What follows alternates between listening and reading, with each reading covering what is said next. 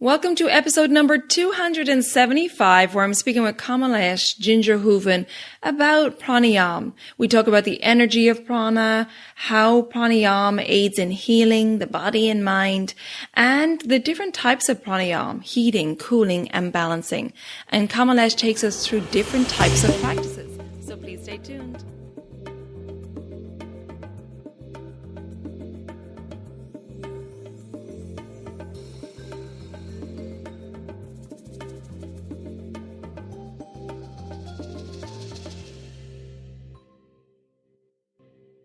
Hi there, I'm your host Colette, and on this podcast I will be sharing the teachings of Ayurveda, yoga, and holistic health practices. Now, if you're new to Ayurveda, I recommend checking out the first couple of episodes where I do an introduction to Ayurveda and the mind-body types. Thanks for listening, and now here's a new episode. This episode is sponsored by Mount Madonna Institute, and throughout this episode today you will hear recorded testimonials from students. What I have appreciated most about studying Ayurveda at Mount Madonna Institute is the intimacy within the cohort, the faculty, and the administration. This intimacy at Mount Madonna Institute comes from their small classroom size, whether that's on their 380 mountaintop acres of redwood forest and grassland overlooking the Monterey Bay area on the central coast of Northern California, or in their online learning platform. The mission of Mount Madonna Institute is to educate and train future health professionals and empower them to use Ayurveda to transform individual health and community well-being. To learn more, visit mountmadonnainstitute.org or just click on the link in the show notes. Hello and welcome back to the Elements of Ayurveda podcast. Today I'm very happy to welcome back Kamalesh Ginger Hooven, who is interim provost of Mount Madonna Institute, a regionally accredited college located on the central coast of California. She is the director of the Ayurvedic Yoga Therapy program. Kamalesh has a master's degree in Ayurveda and is a certified Ayurvedic practitioner as well as a certified yoga therapist. She divides her time between California and her home in Antigua, Guatemala, where she talks to us today from. Hi, Kamalesh. Lovely to chat with you again. Hi, Colette. So nice to hear your voice. Likewise. And I'm looking forward to this conversation today, Kamalesh, particularly with all your years of practice and teaching and wisdom, and talking in particular about pranayama and how it can help in healing the Prana Vaha Srotas, because as I just told you off air, in recent episodes, I have discussed in detail about the Srotas, the channels of the body. And I've done a couple of deep dives recently into the Prana Vaha Srotas, the food channel for those listeners who are unsure what that is, and the Prana Vaha Srotas, the respiratory channel, and how they work together. And just a quick review for the listeners: Prana Vaha Srotas, the food channel, obviously transforms food into energy. And then the Prana Vaha Srotas are the channels transforming that energy into vitality by carrying air through the respiratory system. So today, Kamalesh, I'd love to chat, like I said, about pranayama and the role that it can play in healing and maintaining the health of the Prana Vaha Srotas. So I think let's start with an explanation for those who are new to pranayama and the energy of prana, please. Okay. Well, let's just start with prana itself, with the concept of vital energy. So prana is all over our universe. Everything that is alive and moving has pranic energy. Only when it's gone and dead and buried does the prana go away. So in some of the ancient texts, it talks about breath being breathed into someone to create life.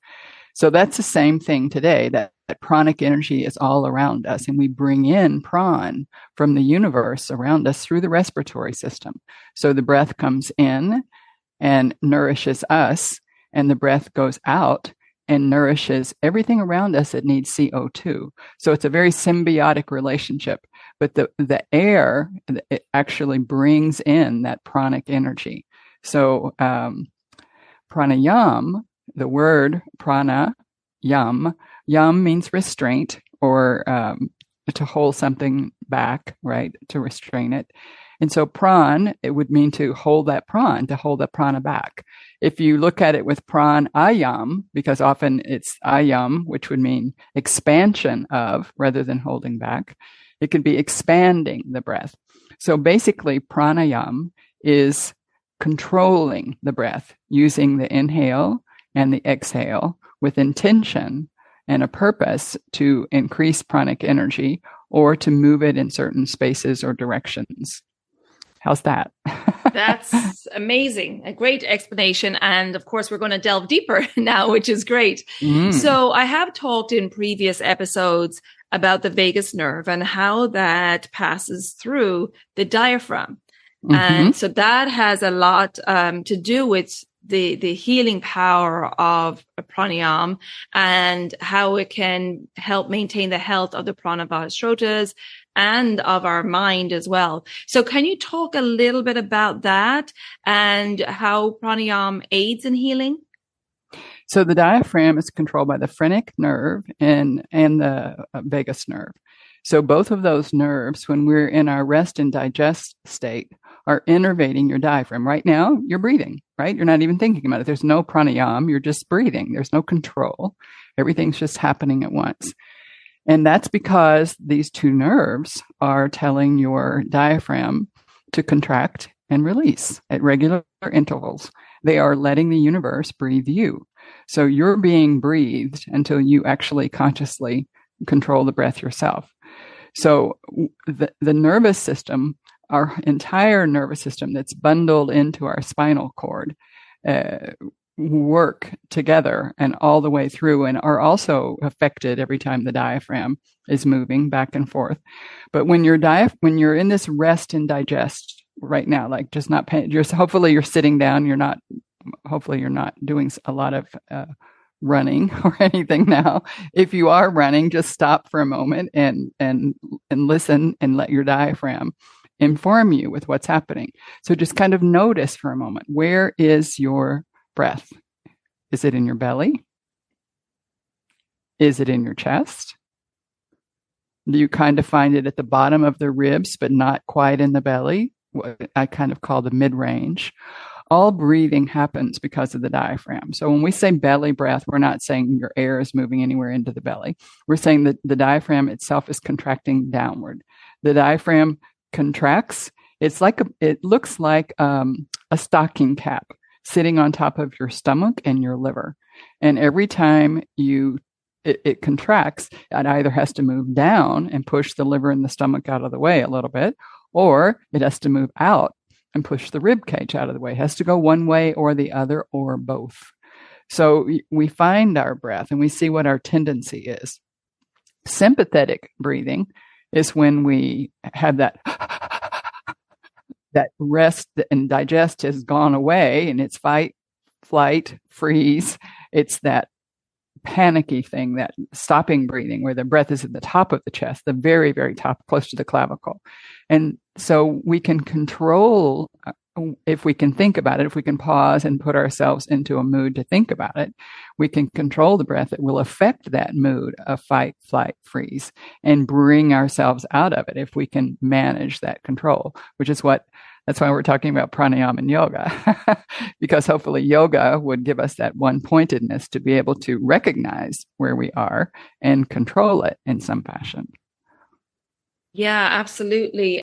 And as well with pranayama, and as we're saying, the vagus nerve or the phrenic nerve pass through the diaphragm, that we can, through the breath, which is one of the fastest, easiest way we can calm the body using the breath, but also calm the mind. So there's this relationship, of course, between the brain and the physical body via the nervous system. Mm-hmm. Can you talk a little bit about that, please? It's all related. Yes, all connected. It's all connected. It's like I remember in my anatomy and physiology classes in school, the teacher saying we're going to look at each system, but there is nothing if they don't work together. You can't have a respiratory system without your circulatory system. There's nothing the breath is bringing in the CO2 and distributing it throughout the body, the oxygen, distributing it throughout the body, taking out the CO2. And that relationship with those two systems, the cardiovascular system and the respiratory system with the digestive system, as Colette was mentioning earlier, that relationship of bringing in energy and the transformation of the energy, the food itself, into energy once we get it into chyme and into the cellular level. So, they are so connected. First, let me just say you can't separate them out. We can't open up a body and just use one of the systems. But that being said, then when we're looking at our whole nervous system, which is our brain and our spinal cord and all of the way that the nerves are innervated, that the control that happens there is very affected by our mind.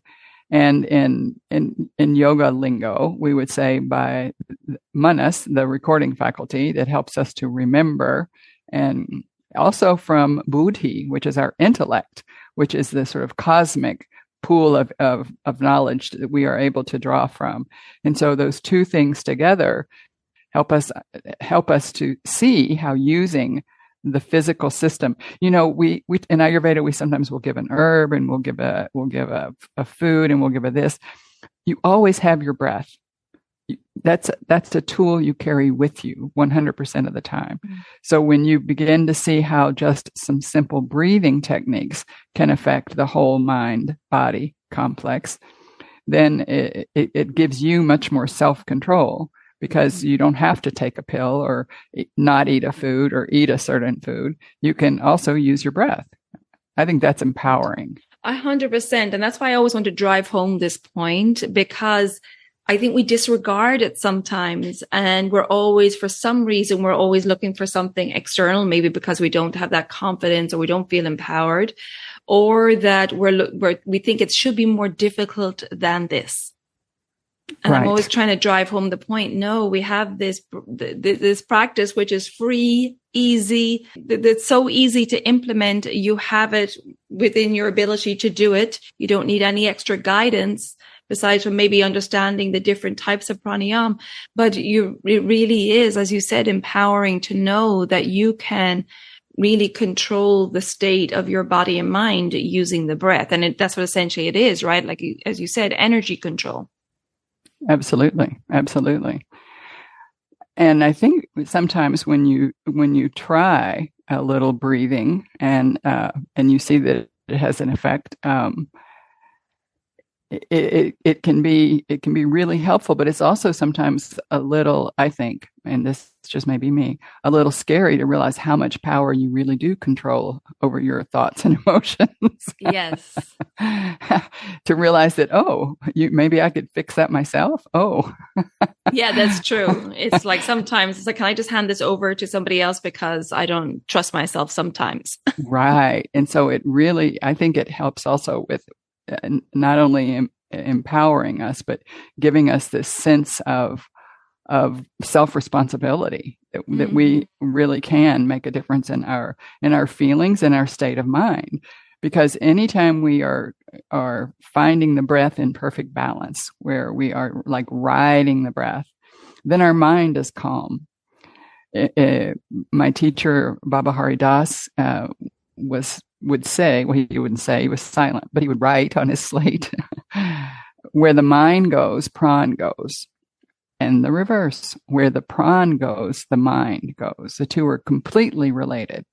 That energy, the energy of the pranic energy itself and the mind. And when the mind is calm, the breath is calm. And when the breath is calm, the mind is calm. And I know that you can sort of see now, you're just listening and your breath gets even more even paced. And then, someone comes and knocks at your door and bang, bang, bang, bang, bang. And you have to turn around all of a sudden, your breath gets jagged, your breath gets irregular, right? So we can see that the two go hand in hand all the time. Absolutely. And, as you're saying, it's the vital energy of the body. It gives us vitality, and also that it kindles the digestive fire, the prana. So we really need to focus on how we're breathing, how pay attention to it. And also it helps to bring us into that present moment where we can access that cosmic knowledge that you referred to earlier, that we can silence the busyness of our mind and be in the present moment, right? Absolutely. Yeah. Absolutely. So I'd love to talk about some of the different types of pranayama. There are various different types. And of course, it's very important as to what type of pranayama you practice, because it's not necessary that each type of pranayama is good for everybody. And that's important to know as well, because pranayama is powerful and it can have a powerful effect on the body and mind. So can we discuss that a little bit, please? Let's go to that in 1 second. You said something that really made me remember about the prana itself, because I know you've talked to everyone about the doshas and the vayus. And when we think about vata, the sub-doshas of vata are the 5 pranavayus, which control the function of the body. And again, it's just like looking at a system. You can't pull one out without the other. All 5 exist in relationship, like all of our bodily systems exist in relationship. But when you just mentioned like the digestive system, that is the samana vayu. That is the pranic energy that comes from saman. Where the breath comes in on prana vayu, the breath goes out on udana vayu, along with speaking and singing, and all of the different bodily functions are controlled by these 5 prana vayus. There are 5 in some of the texts. There are 10, but usually it's the 5 that we talk about. And blinking the eyes, moving the tongue in the mouth, motioning with your hands and fingers, the Vyan Vayu, the motion of circulation, Apana, the downward flow energy. So just remembering that when we do affect Pran and we affect the Prana Vayu itself, and the Udana Vayu with the inhale and the exhale, all 3 Vayus are being totally affected. So all of the body is hopefully coming back into balance if, as you just mentioned, you're using the proper pranayama for the situation. Yeah, thank you for bringing the subdoshas into this conversation, because I have been delving deeper into the subdoshas in my Shrotas discussion. So that was a great tie in there. And it's true, as you said, all the systems are connected. We can't just isolate one, and this is why it's particularly important. We know the digestive system, our Agni, our main digestive fire, is paramount. The functioning of it is paramount to overall health. So this again shows the importance of proper breathing. We know that we live in a stressful society now. And this always on culture, and we have a lot of distractions. So our breath becomes affected by that, meaning that not only are we may be just chest breathing, we may be not taking in a full inspiration, and the diaphragm is not fully contracting, allowing the lungs to expand, but it affects our digestive fire. It affects the detox of our body, right? Because when the diaphragm descends, it kind of massages, as you said, the stomach a little bit, and can help with movement through there and detox and rejuvenation as well. So it's all affected by our breath. And so with that little diversion, Kamalesh, I'd love to discuss, yes, the types of pranayama and that we practice, and why, and their benefits, and why it's important to know the different types of pranayama and their effect on the body and mind. So there are three parts of the breath. There's the purak, which is the inhale, rechak, which is the exhale, and kumbhak, which is the hold or the pause that's in between the breaths. And so when we're thinking about the pranic energy, that space between the breath is often where we find the mind the most calm. If I could only teach one breath, it would be the breath that you're using right now, but with intention. It would be that abdominal rest and digest breath, the one that can help get us out of a tumultuous mindset, right? So this is when the diaphragm will contract down. And you can sort of see this breath best if you know any yoga postures. You probably know bridge pose, and you can kind of just put your hips up on a block or a couple of pillows, and just watch your belly, how the organs get pushed out of the way with an inhale. The belly heads toward the ceiling, and then it drops back down, and everything goes back into place on the exhale, called the recoil.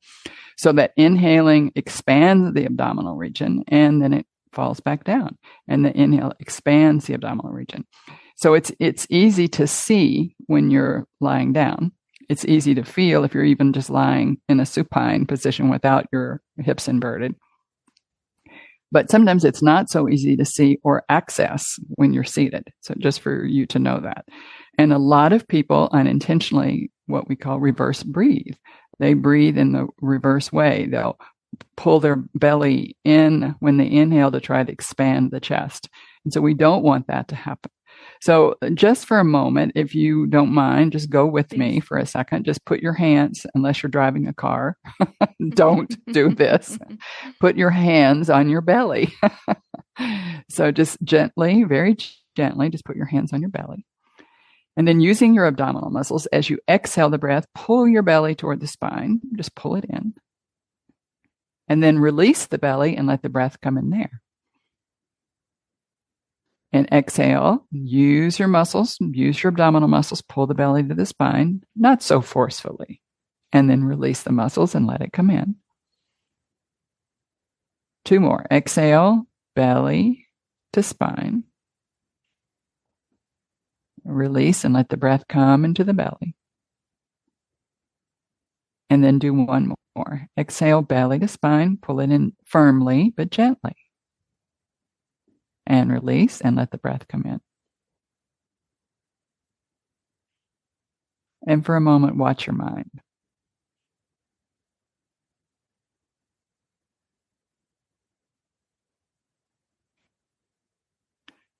So that gives us a taste of abdominal breath. And as I said, if I could only teach 1 breath, that would be it.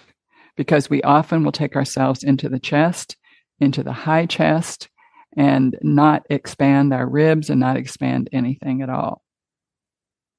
So that's the basis of a very smooth, let's say, relationship with your body-mind complex, so that you know at any time you can exhale and pull your belly to your spine, release it, and let the breath come in. You're feeling tension, you can pull the belly to the spine and release it and let the breath come in. So taking the breath out of that sympathetic range anywhere at all and bringing it down into the abdominal region. So that's the belly breath. So then let's differentiate that for just a moment from the chest breath, because we use the chest breath all of the time in asana, okay? Because you need your low belly to stay firm to protect your lower back. So let's try this for a moment. So now, instead of having your hands on your belly, bring your hands around your rib cage, thumbs to the back and your index fingers to the front, and just drape your fingers down the torso. And this time, as you exhale, still belly to spine, bring your belly into the spine gently and firmly.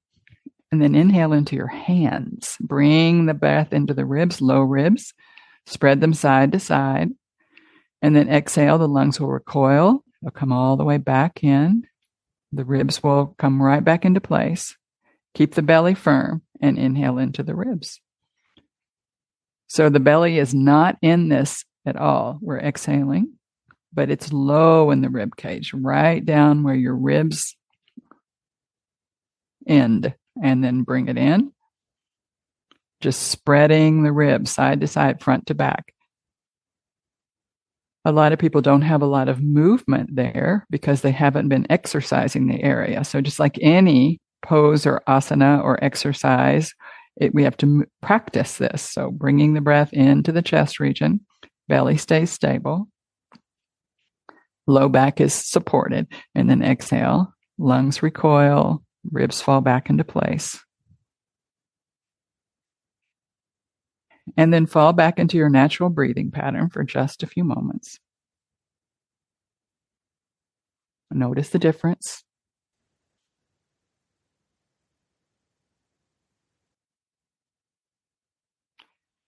And now we're going to combine those two breaths together for what we call the yogic breath.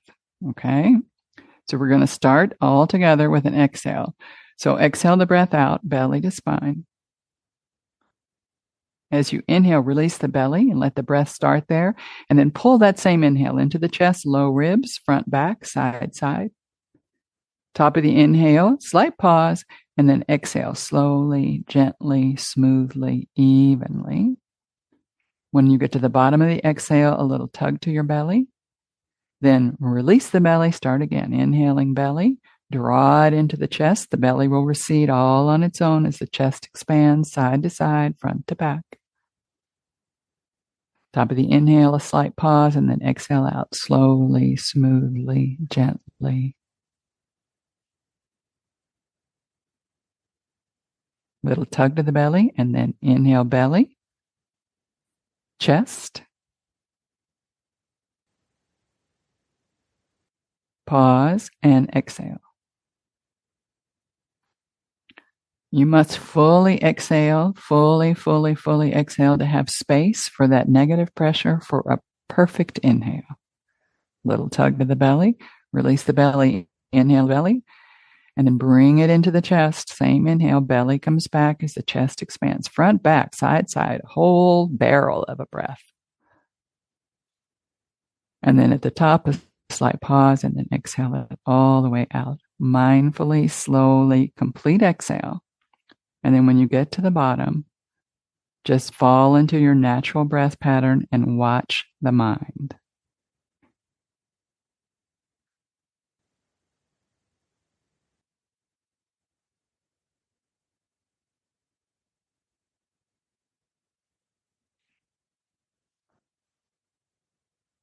Okay.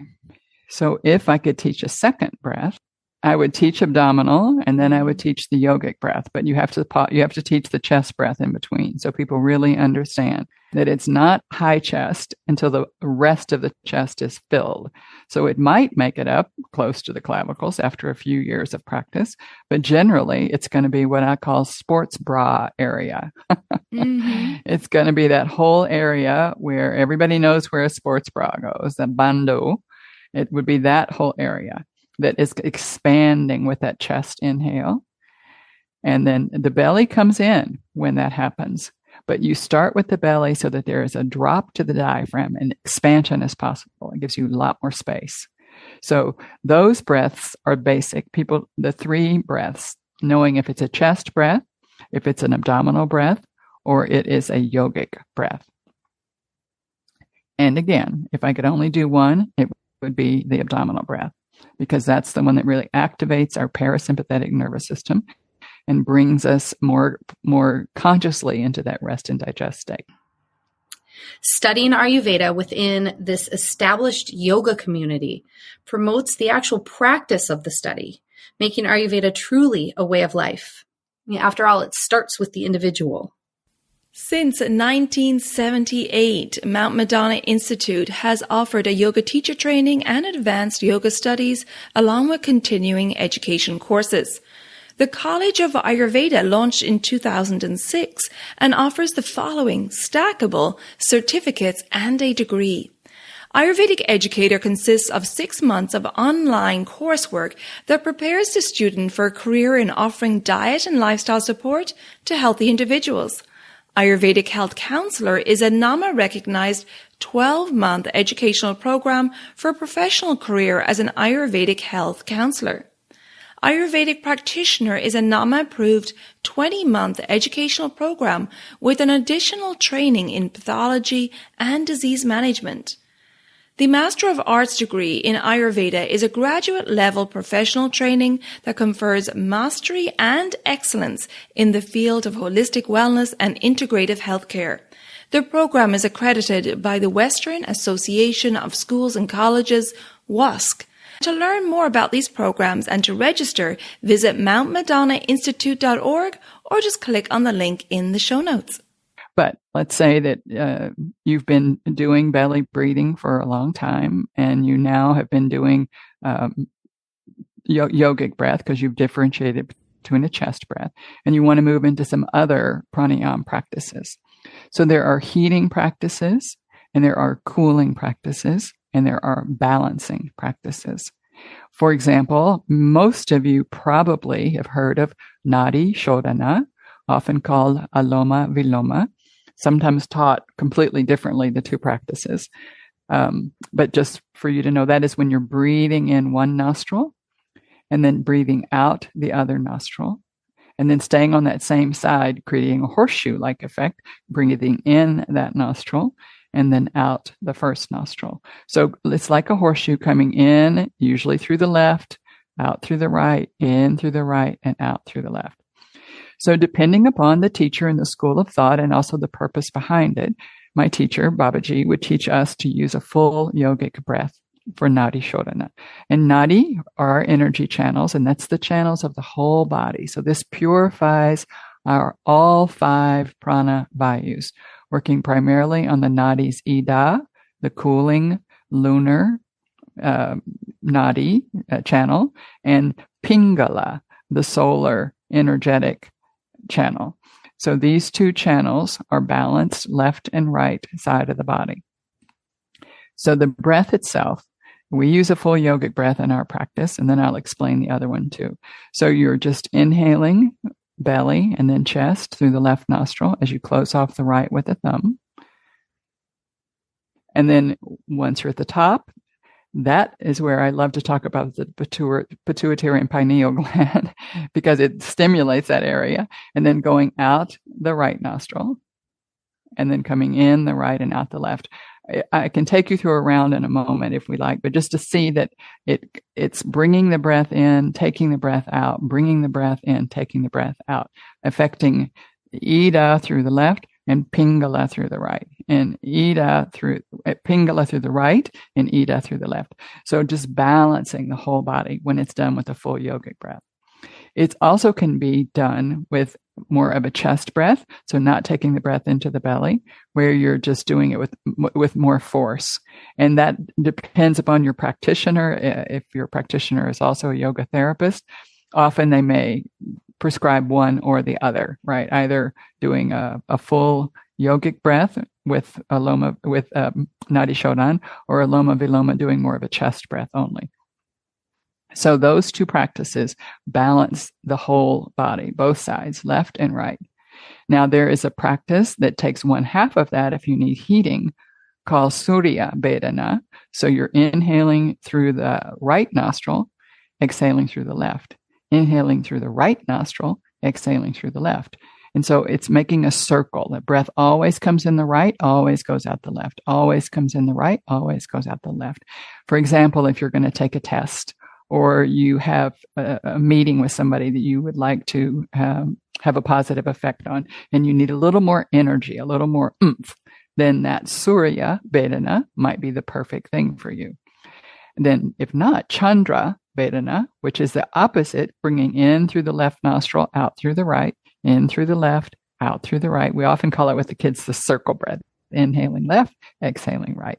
So that is lunar energy. That's cooling energy. Let's say you're in menopause, and that's a great thing to go to just stop, pause, and take some of the cooling breaths of Chandra, which just means moon. So that's how they can be used separately or together as Nadi Shodhana. And then Ujjayi, which I know lots of people have heard of because people often will do it in an asana class. It's one of the breaths that can be done standing, seated, walking, lying, according to the text. So that breath is a heating breath, and that's done by drawing the air through the throat and making a sound like water moving through a pipe. And that's using a chest breath. So the belly stays stable. That's why it can be used in asana, because the belly stays stable. And that way your low back is protected and you're using your chest expanding side to side and front to back. And you can tell me, Colette, if I can make the sound. I'll try to make it. We'll see if we can hear it or not. And I'm going to exhale the breath out. And then I'm going to inhale in with the sound.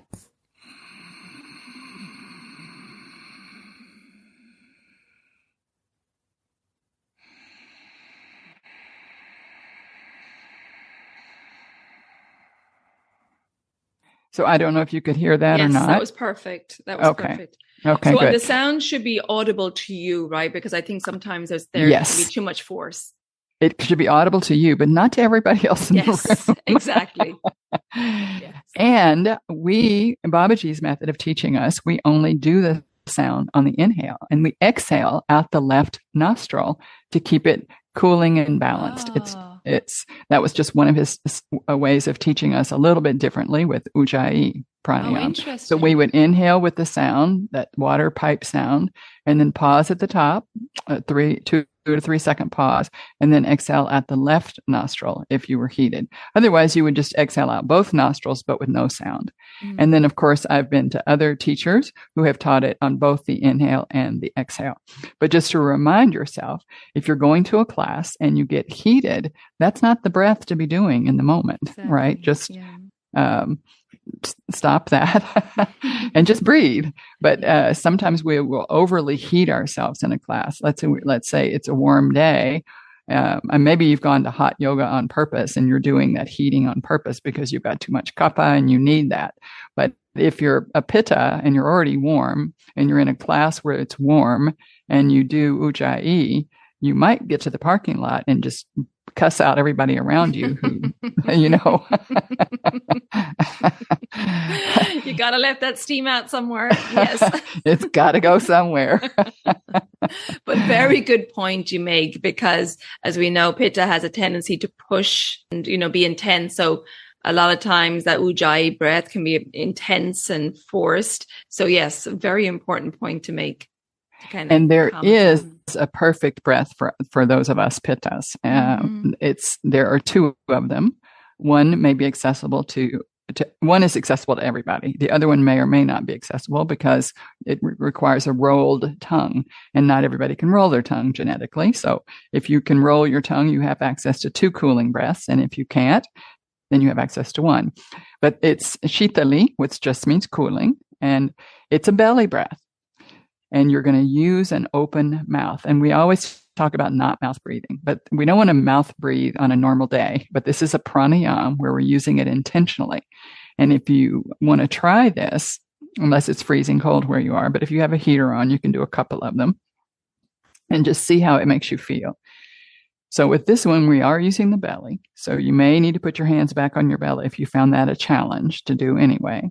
But the breath is going to come in through a partially open mouth, and we're going to roll our tongue, or let's all start with sitkari. Sitkari means hissing breath.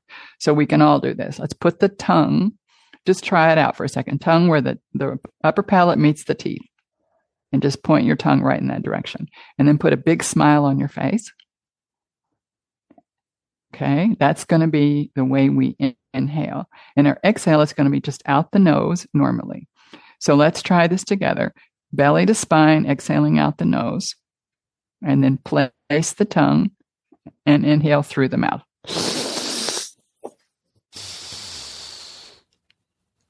Slight pause, 2 or 3 second pause. And then exhale the breath out through the nose smoothly, softly, evenly. Okay, let's try one more. Bottom, belly in. And then inhale into the belly through.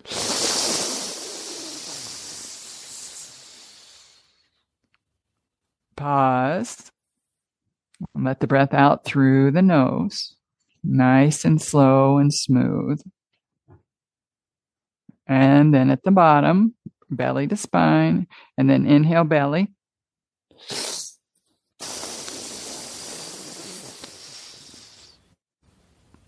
Pause. And this time just lay your tongue in the bottom of the mouth. Let the breath go all the way out the nose and just pause for a moment and just notice. Keep the breath normal. Fall back into your regular breath pattern, whatever it is. Notice the coolness in the mouth and in the upper palate, which happens to be the base of the hypothalamus and the brain and the temperature control. So just noticing how you feel.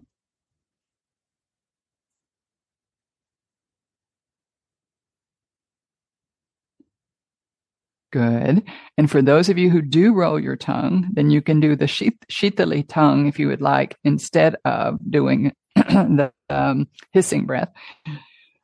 And that's just a matter of rolling the tongue and bringing the air into the inhale through the mouth, through the rolled tongue like a straw. There's no sound. Well, there may be a little bit of a sound just because you have your mouth open, but you're not trying to make a sound. You're just bringing it in. All of the cilia on the tongue and both of them are getting cooled down with the air. Pause and then exhaling it all the way out. So if you roll your tongue, try a few of those. If you don't roll your tongue, try a few more of the sitkari. And I'll do some sitkari with you. So you just rest your tongue where the teeth meet the upper palate and smile. You have to smile.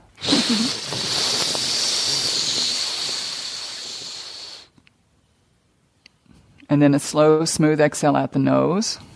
And then you feel the coolness in the palate. You feel the coolness in the mouth. You feel it, hopefully starting to feel it throughout the body. Mm. And I like to add a visualization to that sometimes. Imagine like visualizing the cool blue air coming in, and then visualize exhaling the red hot heat. That's beautiful. I love that, Colette. Yes, it's a nice extradition. I use this a lot.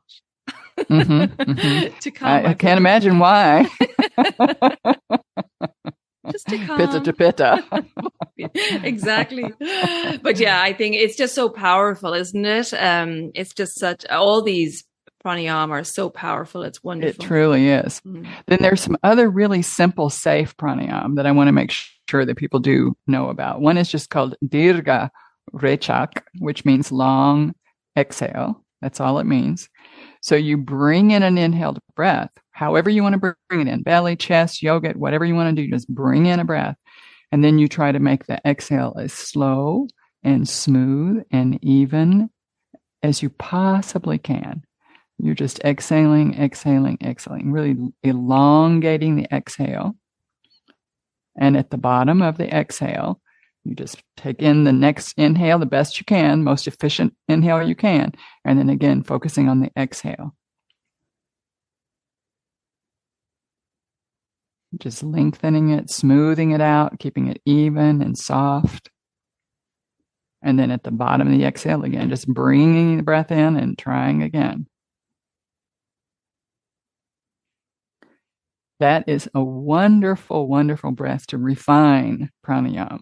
So even practitioners who've been practicing for 40 years still use that breath a lot to really refine pranayama. The opposite of it also is really important and good to know. That's Dirga Purak. That means Dirga just means long, and Purak, remember, just means inhale. So we're just exhaling the breath out, belly to spine, make it an efficient, complete exhale, and then make the inhale as long and smooth and slow as possible. And when you get to the bottom, you just take out the breath as efficiently as you can, and then bring in the inhale, slow, smooth, even, just a really nice inhaled breath. And then exhale it out as efficiently as you can. So the two dirgas are a perfect complement to each other. Often in a pranayama practice, I'll have us do 5 or 10 of each of those before moving into another pranayama, because it really helps, especially pranayama with any kind of retention, which, as Colette mentioned at the beginning, there are, we ask people to practice pranayama for 3 to 6 months before they begin with really any big retentions at all. We do teach, we teach using the retentions with the bandhas, which mean the locks that move the pranic energy. So we have these 3 locks in the bodies that we can apply that can hold the pranic energy, which then kind of stimulates the pranic energy because it's in the area of saman where we're holding that pranic energy. And that's the area of transformation. It's transforming our food and our thoughts and our emotions. And it also transforms the pran there and gives us more availability of pranic energy. So working with the breath with retention is really good. I prefer to think of doing it in person with the teacher so they can make sure that someone is really ready for it, right? Yes, that's true. Yeah.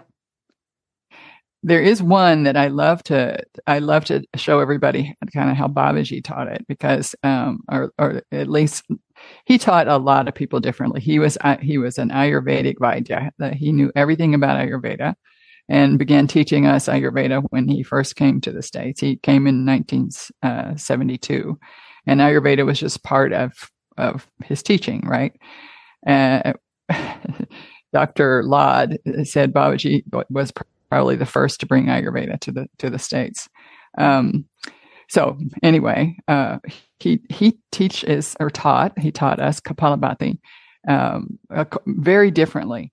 I saw someone do it once, and when I first came to Mount Madonna, I was kind of like the new kid on the block, but I was the age of all the old timers. So I was really watching people's practices, and I noticed that they did some things quite differently. And I didn't really know much about Ayurveda at that time, except what I had learned in a 2-day seminar, right? Mm-hmm. So I didn't realize about the Ayurvedic effect on pranayama and how pranayama could totally affect the doshas. So I watched one person do their Kapalabhati, means skull shining, Kapalabhati, skull shining. And so I watched the person do their Kapalabhati, super strong, using their abdominal muscles and going for it, Mm-hmm. I mean, you could hear it in the room. And then then another day, I'm with another senior teacher, and he's teaching Kapalabhati, and he looks like a rabbit. I mean, just barely. Okay. I'm doing that with my tongue right now. It's not done with your tongue. But it was just this little tiny, tiny breath, barely anything moving. And he was very vata. And then the kapha person, who was stout, was doing a very strong Kapalabhati. And I thought, that is so weird. So I asked Babaji about it, right? And he said, each person needs a different pranayama depending upon their constitution and their vikriti, their imbalance and where they are right now. They can change it and move it. So I thought it was very interesting to kind of get that feel from the get-go, watching how differently Kapalabhati could be done in a group of people, and then I really began watching everybody and seeing how anybody was doing it. And I kind of picked my way. My pitta way initially was 120%. Colette, you know exactly what I mean. And so it was so forceful, and it was so forceful and so pitta that of course I'd be hot afterwards and I would be bothered afterwards. And then I decided that I was going to do it like my colleague. I was going to do it like a rabbit, right? And I would have this little, I'm going to try for this. I'm going to try and just do it.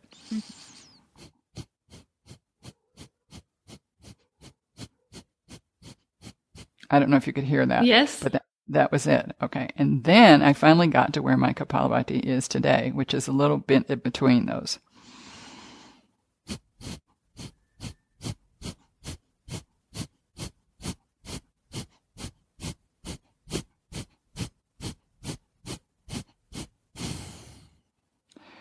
So now it's gentle. It's gentle enough that I feel that my sinuses and my head region have been cleaned out by a very expensive vacuum cleaner. and it's not firing you up too much because it doesn't fire me up too much at all. So I have to really keep that pace. So the practice itself, and you can all kind of just try it on for a moment. The practice itself is you exhale the breath all the way out. And then you bring in an inhaled breath. But every single time you exhale, an inhale comes back in. So I'm going to do it in slow motion.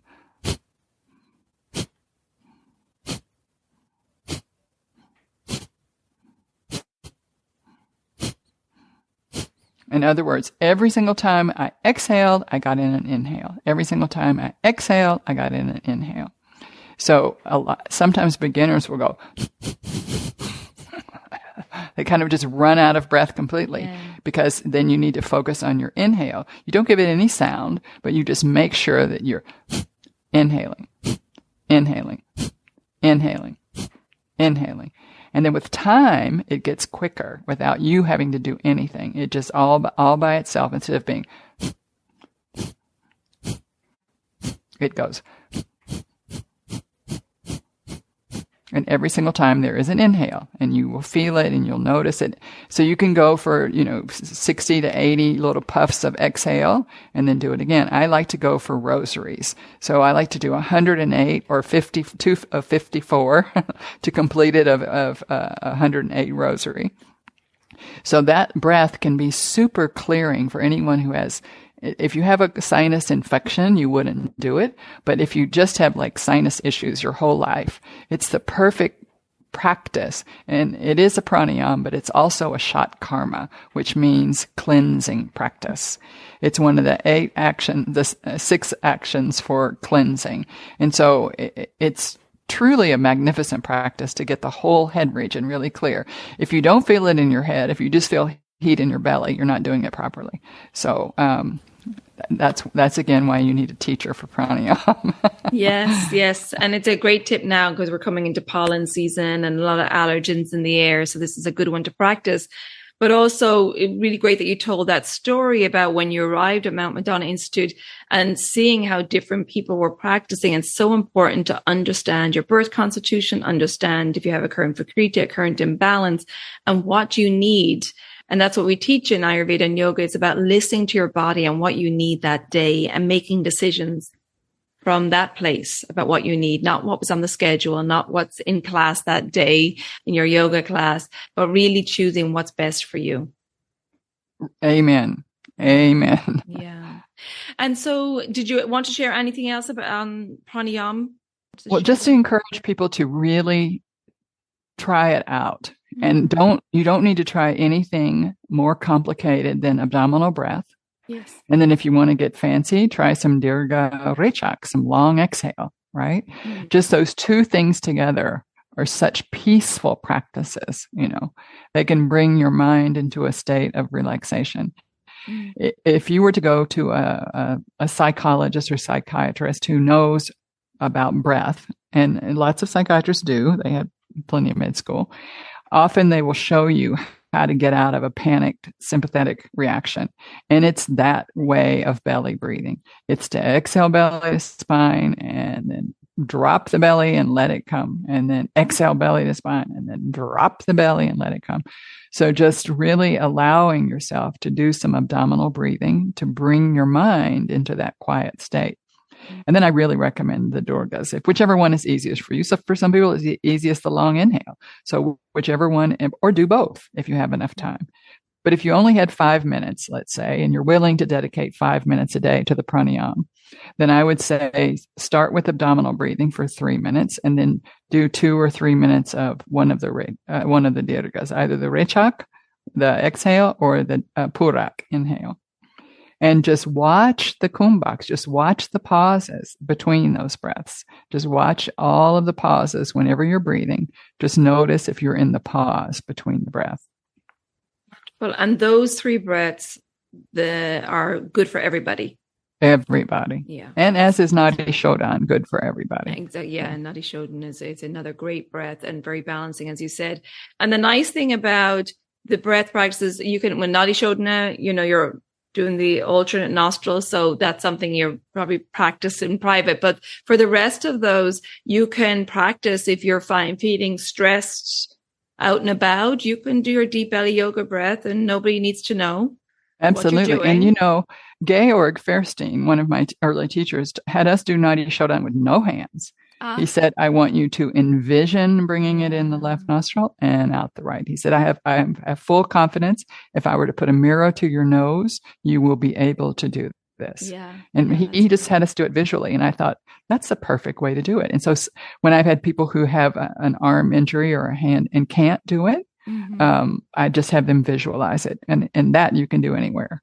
Right. And it brings your focus even more to the present moment because you really Absolutely. have to focus on alternating the nostrils without using your fingers. It's great. And so for time of day, I mean, really these can be practiced anytime. Is there a particular time of day that you particularly like? The very best time is Brahma Murti, which is before sunrise, but I won't expect that of everyone. So the most important thing is not to have any food in your stomach, right? So do this before you eat. You can do it you can do it first thing in the morning, not first thing, but after you're ready to sit and do it in the morning. You can do it, before a meal. So let's say you had breakfast at 8 and now it's 11:30 and you're thinking about lunch, but you also have had a very busy morning and you'd like to calm your mind down so that you're ready to sit and enjoy your lunch. That's the perfect time. You've had about 3.5, 4 hours from your last meal, and you can sit and practice any of these practices before you take your next meal, which should be like about half an hour. Yeah. Yeah, perfect. So anytime on an empty stomach, and the same thing before dinner. And then if you have dinner like at 5 or 6, and we all are understanding now how important it is to have dinner early so that you have plenty of time before bed. So let's say if you have dinner at 5 and your bed is at 9, you have, 3.5, since you finished dinner, 3.5 hours. So doing a little bit of a pranayama practice, very relaxing, laying down, get in your bed and do abdominal breathing and watch your belly rise and watch your belly fall and watch your belly rise. And let that put you to sleep. Yeah, it's a beautiful practice. Absolutely. Putting you to sleep. And if you happen to wake up during the night, it's another practice to go to stop your mind as well from getting restless, focusing on the breath and doing that simple deep belly yoga breath is wonderful. Right. Absolutely. Yeah. Great. Thank you so much, Kamalesh. This was a great discussion and thank you for giving the examples. I really appreciate that. And so before we finish up here, can you let people know where they can find out more about Mount Madonna Institute and your offerings as well, please? Absolutely. Absolutely. You can go to our website, which is chock full of information. It's www.mountmadonnainstitute.org. And there you will, if you want to, this goes to the yoga and Ayurveda, all of our accredited programs. Mount Madonna Institute is accredited by WASC, the Western Association of Schools and Colleges, which accredits all of the big universities in the western part of the United States. And we may be one of the very smallest, but there we are. So on the Mount Madonna Institute page, you will find Ayurveda or yoga, and you can pick and choose, but let's go to the Ayurveda page in my mind. I'm going to go there and you're going to see choose your level of study, right? And so you can start with a little weekend mini course. We also have some really great advanced mini courses for people who are already have an AHC, counselor certificate. You can do these for PACE credits. They're all registered with our National Association National Ayurvedic Medical Association, NAMA. So you can take a mini course over the weekend. You can have a free seminar that we do once a month, just about what is Ayurveda. You can take the Foundations course, which is a 3-month dive down into Ayurveda, getting diet and lifestyle primarily after a wonderful introduction.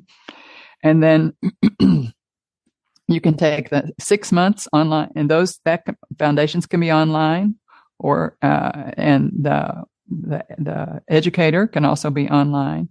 And then our Ayurvedic Health Counselor program. You have 6 months online, and then you have 2 in-person 10-day practicums to do clinic and all of the other practices that we would like to show you in person. A little cooking, a little body work, a little, just a little bit of everything happens in the in-person classes. So we're moving into an online format for the basic coursework for the practitioner, for the health counselor, and then coming. Our practitioner program is there. It's been hybrid online for a certain amount of hours and then in person for the rest. And we're just keeping track of people. And then we have a master's degree in Ayurveda. A Master of Arts degree in Ayurveda, which from an accredited university is really, we think, a very valuable commodity. We also have lots of yoga. We have yoga teacher training, yoga workshops. We have Ayurvedic Yoga Therapy, which combines, of course, all of your knowledge of Ayurveda. You need to have the AHC, and you need to have advanced yoga studies, which you take with us. And then with those, you become an Ayurveda, and we have an integration that helps to become an Ayurvedic yoga therapist. So it's all on the website. I think you will find that we have a lot to offer, a whole lot to offer. Yeah. And it's great that you can do these stepping stones as well, starting with the mini courses and then moving on up. It's wonderful. You give lots of ways to enter these programs depending on your background with Ayurveda and yoga. Right. And how much time you have to commit and Yes. everything. So Yeah. absolutely. Fantastic. Great choices. Wonderful. Well, Kamalesh, thank you so much. Always a pleasure. Thank you for sharing this valuable information today. And again, I hope we now have encouraged people to set some time aside, maybe put some time in your calendar to remind yourself to and don't breathe. get overly ambitious. Pick 5 minutes. Exactly. You've got 5 minutes, 5 minutes is fine. So spend 5 minutes with conscious breathing.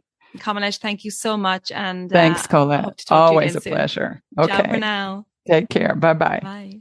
The wide variety of faculty from across the U.S. that teach in the programs, each an expert in their areas within Ayurveda, offer the student an array of perspectives and styles and approaches. Mount Madonna Institute is an established college of Ayurveda that puts both the future of Ayurvedic medicine in the U.S., maintaining its integrity, and the individual student first and foremost. Visit mountmadonnainstitute.org to learn more, or just click on the link in the show notes. I hope you enjoyed that conversation with Kamalesh and all the wonderful pranayama practices she took us through there. If you think that this episode will be helpful to family or friends, please share it with them so we can spread this wonderful wisdom of Ayurveda and yoga. And please click on the link in the show notes for all the links mentioned in this episode, along with my own online services. If you need support on your Ayurveda journey, I offer online consultations, at-home cleanses tailored to you, and there's educational self-paced program also. If you haven't already subscribed or followed the podcast, please do so the new episodes will automatically download for you. And if you would like to rate and review the podcast, I would really appreciate that. You can find me on social media under Elements Healing and Wellbeing on Facebook and Instagram. And thank you so much for tuning in. And until next time, take good care of yourself, be well, and bye for now. Slán go fóill.